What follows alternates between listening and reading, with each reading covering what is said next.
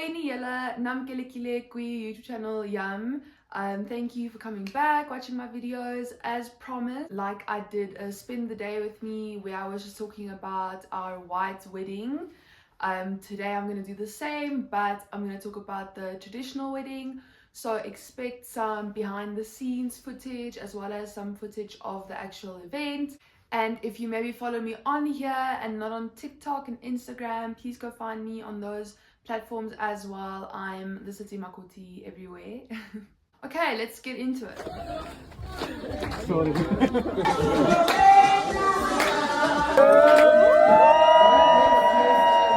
So 2 weeks before the traditional and the white wedding, because the white wedding was on the 29th of December and the traditional one was on the 30th of December. So 2 weeks before that, the weddings, one of the Makazis very close to the family passed away. That was very tragic, and there was almost a moment of having to maybe reschedule the wedding, which was also very upsetting, I guess, to be a bit selfish. And luckily then that didn't happen. Like, everything could be sorted out in advance, in terms of like the funeral and everything that had to happen. And then the week of the wedding, literally like the previous weekend, I think, and the wedding was going to be the next weekend, one of the Tamkulus passed away, also tragically, also very close to the family, and there was no way of rescheduling or moving that funeral. And for about 2 days we were like in contact, us with parents-in-law, about changing the date of the traditional wedding. And I just felt like I couldn't, like, there's no way. People are coming all the way from Cape Town, Joburg, everywhere, and we're having the white wedding in Grahamstown so that it could be easy for everyone to attend both. Otherwise we would have had it in Joburg, you know what I mean? So like, we were already doing everything, like there's absolutely no way. And it was such a stressful time, like I couldn't think, but I immediately jumped into like organizing and fixing the problem mode. So after like my emotional breakdown, to be dramatic, and even like messaging like people, like the parents, and like asking for some way, there was really no way. And then we came up with a plan. So then the plan was to go to the same restaurants that we went to for the white wedding the previous day. We didn't have to book the venue. We then counted the amount of people that would come to that, which was almost the same amount. And then we were like, okay, we'll cover their lunch, because we still had to spend money on tent, alcohol, and food for the traditional wedding. And if you don't know, a traditional wedding, like, Anyone can show up. the whole community can show up. They'll see a white tent and they'll show up. So that was probably going to work out more expensive than our lunch. So we then went to the restaurants and we took everyone there. And then, for example, Umeniwam's parents and whoever else, the aunts and the uncles who couldn't make it because they had to go to the funeral. So they drove, I think, 2 hours to the funeral, and they made sure to be back in the afternoon so that we can have like an afternoon, at least some type of traditional ceremony where I change into my Makoti clothes and I get my new name. As part of that, you are also supposed to eat utsiki, and that we did in March. I did post a video about it, explaining why we did it in March, and just a brief explanation again. Because there was a funeral in the family, a death in the family, we couldn't slaughter that day. We couldn't like celebrate that day really, and therefore we had to move the utsiki, which was fine. We went in the March school holiday, and basically you need to slaughter a sheep, and then I ate the leg of the sheep. So there's first like the burnt meat that you dip in amasi, sour milk, and then after that the whole leg came cooked, obviously, with no salt. A very nice tender meat. I ate that, and that was then my introduction to the ancestors. So the morning of the traditional wedding, Umyeniwam slept over. I explained in my previous video why, just because There was not going to be anyone at his family's house anyway. They all went to the funeral, and it was the night of our white wedding. And since we're going to the same place without like families meeting in the morning, he slept over. The photographer came to our house, and we could get ready there and take pictures, which was very nice because it was like a different setting than the previous day's pictures. Even though the photographer also came to the golf club in Grahamstown, where we took a few pictures there as well. So everyone showed up. I can't remember exactly what time. I think it could have been around 12. People showed up. We gave them a set menu beforehand. They gave their orders. We gave it to the restaurant so they could start making the food, because it was about 40 people, I think. So not to be overwhelmed by all the food orders. They had the orders so long. And yeah, everyone had their food. It was delicious. Everyone was chilling. Some people were hungover from the previous night. We were all a bit tired. You could see the energy was a bit low. And then unfortunately some of my friends had to leave straight after the lunch, so they missed out on the ceremony, which I was so excited for everyone to see. But that's understandable. They drove from far, Cape Town. And then some could still make it to the house, which everyone was nervous about because now it's like my party, so my friends, my family, and then Umyeniwam's friends and family. And what happens is, like, you come walking, singing, and they're singing now outside the house.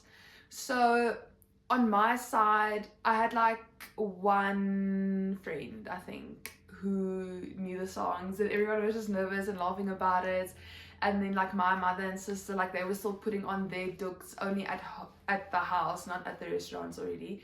So then we were all busy like figuring out, helping everyone put the duks on. I had all my things that I had to take as a Makoti, the mats, my tea set, my bag with my Makoti clothes, everything, and my sleeping over clothes and everything. So then we were all just handing that out because I wasn't supposed to carry it, like my friends and my family, whoever carry it. And then luckily some of Sihle's Umyeniwam's friends came to my side and they were helped sing and everything. So we sung for a while. Some of the neighbors came out, people driving by hooting. That was really sweet. And then yeah, I was quite nervous. I was supposed to hide, like they weren't really supposed to see me. We walked closer. I walked at the back. I saw Umyeniwam. Then all the singing went inside, and we were at the back. They were then singing inside, and we then eventually walked in together, and I just knew to look down, like just look down. I was just looking down the whole time, even sitting. And Budmandla again gave like a welcoming speech. He then explained the purpose of the day to my friends and family, because they obviously didn't know really, which was very sweet. And then family members and friends could also like do like an intro speech. So we also had a few special friends saying something, like a friend from varsity that was very special talking to us. I was just looking down the whole time. And then after that, I had to go into the room. So my sisters on Sihle's side now took me into the room. It was two of his sisters' cousin and his mom just came. She wasn't really supposed to be there, but she just came to check in that everything is done properly. Because only the one sister who was there has been married before. So Umama just wanted to see that everything is going according to plan. The photographer was allowed to come in, which was so nice. And then to my shock, I didn't know, but like I'm not a shy person, as the Makoti, you're basically like the queen. You're not supposed to do anything. So like next thing, one of the sisters are on her knees taking off my shoes. They're unzipping my dress, my umbato that I'm wearing, so it's a lot of layers and it's difficult. And they're taking off everything, and I'm just sitting there. Next thing, I'm in my underwear. And then yeah, they started dressing me. I stood up. Then I never thought of like separating, because I just brought a big bag with like Makoti clothes, and next day's Makoti clothes, and like sleeping over stuff with other stuff in between. So then I never thought to take out what I had to wear in that moment. So if you are about to go through the same journey, just put your Makoti stuff that you have to change into in a separate bag that you can give them. Because shame, then they had to like scramble through my bag and they found bits and pieces. For example, they couldn't find the spelt, then the spelt, the thing you you hook your things in with. But eventually they found everything. I got dressed, and for that first moment, that first day, they put the duk quite low for its own purposes. Again, I talk about that in my analyzing the Makoti attire video. And yeah, could hear the singing inside, walked out. They had like a scarf on the floor, like a red carpet moment that I could walk on. I walked on that, and then I went to go sit down on my mat by the window in front of everyone. And luckily I've watched videos before, so I knew how to go sit like cute, like stand, bend your knees to the side and then go sit. So that was very flawless. My sister even told me, you did a great job, like the way you went to sit down was amazing. So we sat down, two sisters on Sikhe's side sat with me. I was just looking down the whole time. They were just there in case I needed anything or if I wanted to say something or something was wrong. So eventually they did say like it's uncomfortable to sit on that mat, and then eventually I could feel it, like the little pieces sticking into my skin. So I just swapped legs, and then everyone realized that I was uncomfortable, and I think someone said like give her a pillow or something, and other people were like no. That video I think is on TikTok. And then I sat down, and then the older sister, she got up and she gave a beautiful speech. I didn't even know that she knew me like that.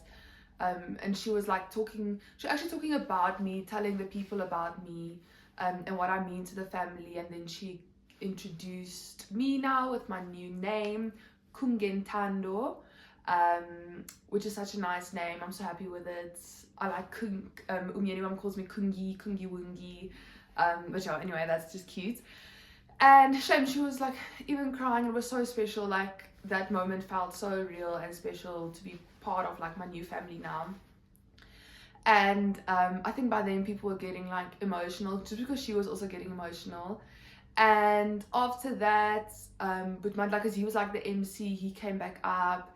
And then he was even like saying, I guess to my people, possible nicknames, Kungi, Ntando, for short. And then, so at this point, then the elders like talk to you now. So anyone was sitting on a chair next. So at first he was sitting on a chair next to me on the mat. But as soon as the elders started talking, my sisters left, and then Umyenuam sat with me. So I know families do it differently, because they specifically said in their family they like to do it like that, because like it's two people in a marriage and it takes two people to make it work. So they then spoke to the both of us, the elders, mostly in isiXhosa, so I didn't really understand. Utata said Umyenuam must record everything that's being said and then translate it, and he's like, he's not going to do that. He'll just give me like a summary of everything at the end. And then obviously there was a lot of things being said about children and having children soon. And then yeah, that was very nice. Then my father and my mother actually both spoke, and I think my people spoke. If I remember, my aunt spoke. I don't know if I can't remember if my aunt spoke, but my mom spoke and my father spoke. So that was very special. And then after that, I got up, still had to look down, but now I had to go to the kitchen, serve tea in my new tea set. Luckily, like all the sisters were there to help me. And luckily I didn't spill anything, and I got the order right, the eldest then to the youngest first, and we dished dinner, because by that time it was night already. Everyone ate, everyone really enjoyed the food was delicious. There was nice rice, samp, meat, veg. My mom is a picky eater and she even like enjoyed the food. So that was very nice. We packed up, my family stayed behind. So by then, like, the friends mostly left because they all had to go back. Most of them went back that night. But my family stayed behind and just like to keep me company, because I have to be awake until my mother-in-law goes to sleep. And it's usually late nights there. Like, everyone is, but nice. Like, everyone chills together in the living room. It's not like everyone is chilling in their rooms. So then some of my family members also actually stayed and like socialized, which is very nice. And then yeah, eventually went to sleep. Asked Umama, like, I know I have to wake up before you. Can you tell me what time you're waking up? But she said no, it's fine. I think I can't remember what time I woke up, but I woke up at a certain time. They went to church. They said don't worry about them. They're going to church the next day because it was New Year's Eve day. It was the 31st. So they went to church, and then I was there. But we actually also then left quite, not very early in the morning, but early afternoon, to go to our honeymoon house, which was just outside of Grahamstown, which was so nice. I spoke about it in the previous video, the Spend a Day With Me white wedding video. So just as a conclusion, the traditional wedding is supposed to be like usually in the front of a house, under a tent, and then everyone can come. We didn't have that, but we did have people and witnesses, and I was wearing my umbako. And I think like modern day traditional weddings are almost treated the same as white weddings in terms of like walking in and eating and all of that. So on the one hand, I was sad about not having a full on traditional wedding, but on the other hand, it worked out quite well. It was basically, it still felt like a traditional wedding to me, and I think it was better that it was limited, because I think I and my family and my friends would have been really overwhelmed by all these people, and financially it was better because we didn't have to cater for the whole community. So looking back, everything worked out really well.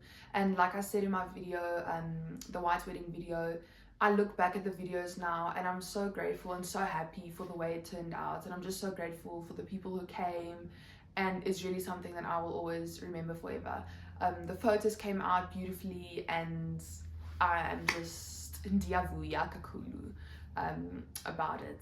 And now it's been 7 months being married, and it's nice. People are like, how's married life?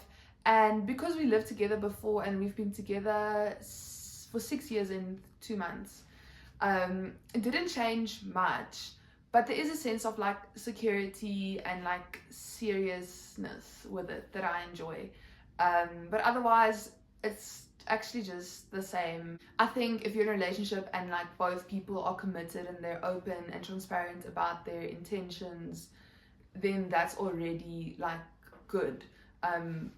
Getting married is just like the cherry on top, and I know a lot of people these days don't even get married, and I also think as long as the commitment and the intentions are there, it could be quite a strong bond without the legality of it. But I'm very happy to be married, I'm very happy to be married. Anyway, thank you for watching. Please like and subscribe.